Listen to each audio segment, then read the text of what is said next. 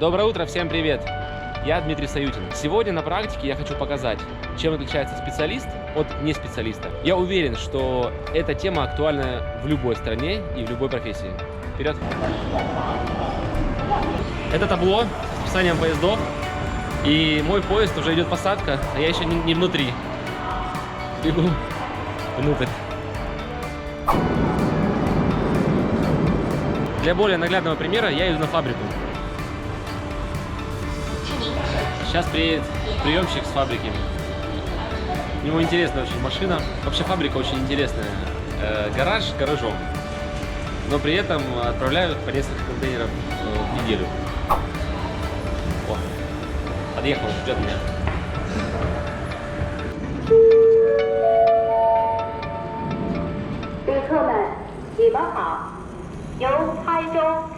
Ласточка.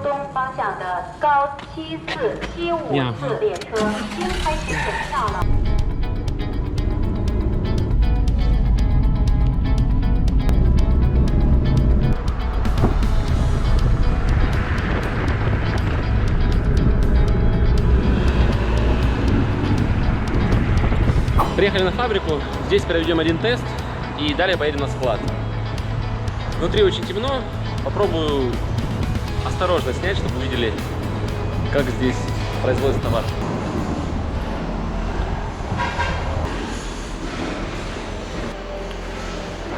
Здесь страшно, очень беспорядочно. Вот в таких условиях производится товар. Его сгружают каждую неделю. Это у нас стенд, где мы будем сейчас пробовать на разрыв вот эти вот изделия. Они должны выдерживать 4000 ньютонов. 4 килоньютонов.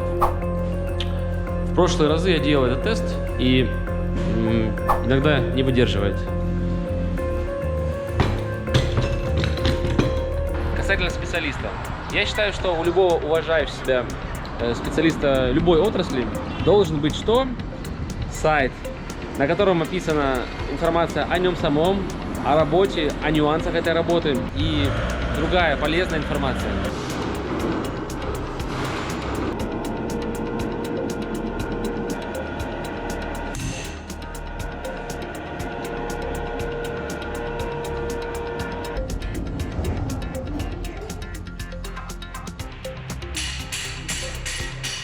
К сожалению, не выдержала, к сожалению, фабрики, изделие не выдержало разрыв на 4 килоньютона. 2 образца из 4 оказались слабыми. Едем дальше. Здесь тоже нет света, очень тяжело снимать, когда плохая освещенность, поэтому буду стараться хорошо сделать. Ребят, чтобы в Китае покупать товар по достойной цене, нужно не ездить не в Гуанчжоу на выставке, а приезжать в такие вот села, в такие вот разбитые города.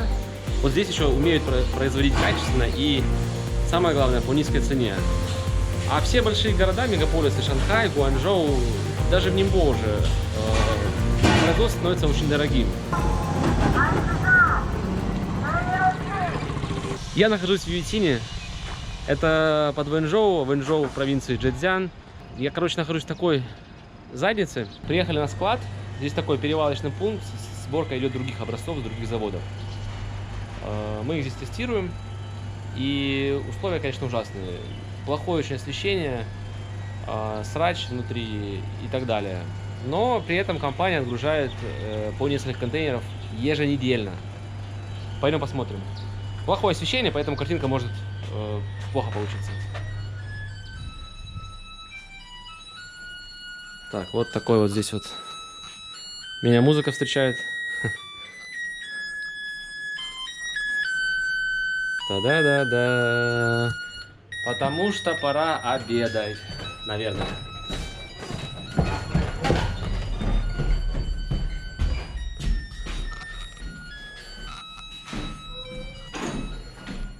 Ту-ту-ту-ту. Наше рабочее место. На примере своей работы я хочу провести параллели и в других профессиях. Первое – это инструмент. Ну, у любого специалиста он должен быть.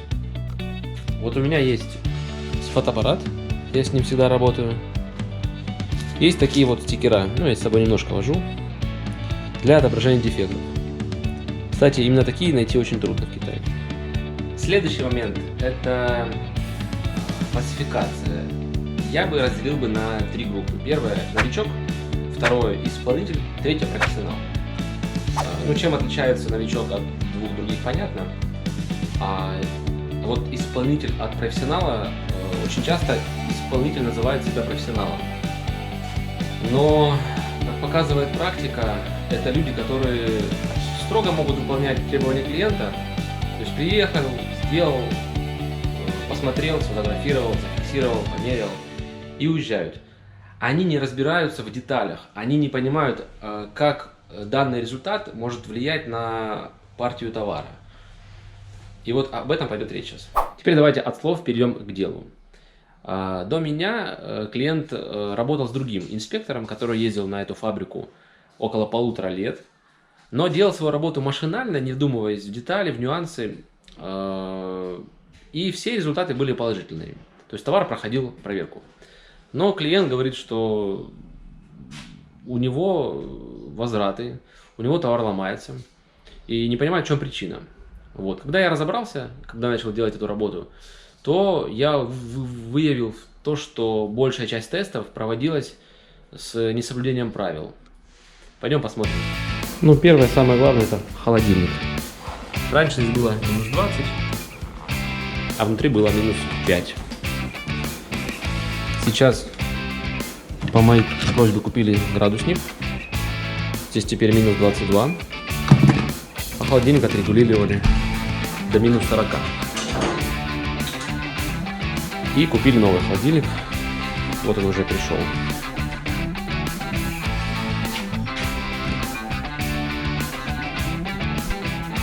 Так, это у нас тест на разрыв. Сейчас мы будем смотреть, как ведет себя образец при определенных нагрузках.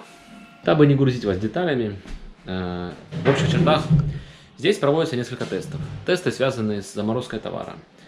Тесты, связанные с погружением товара в воду. Также нужно снимать электропараметры.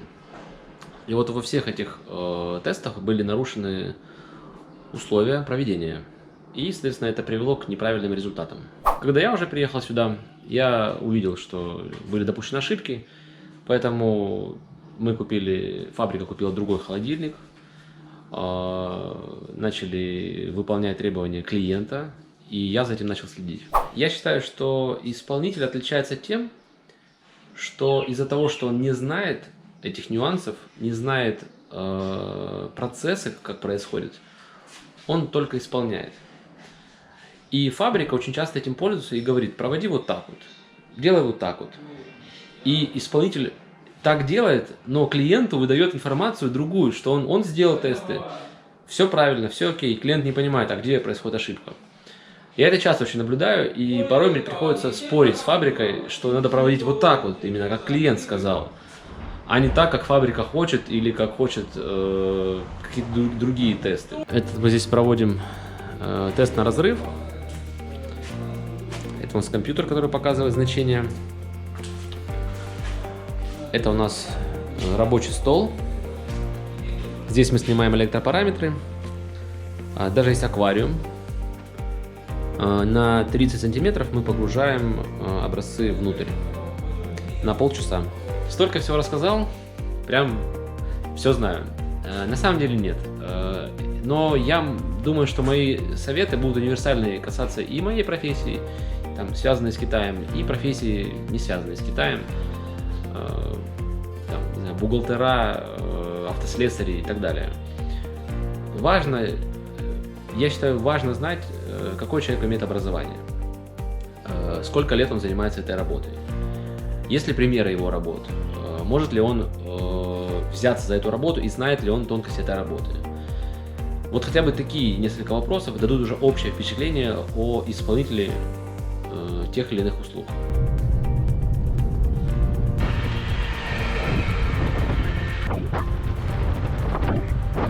Я закончил инспекцию товара, рассказал вам некоторые нюансы своей работы.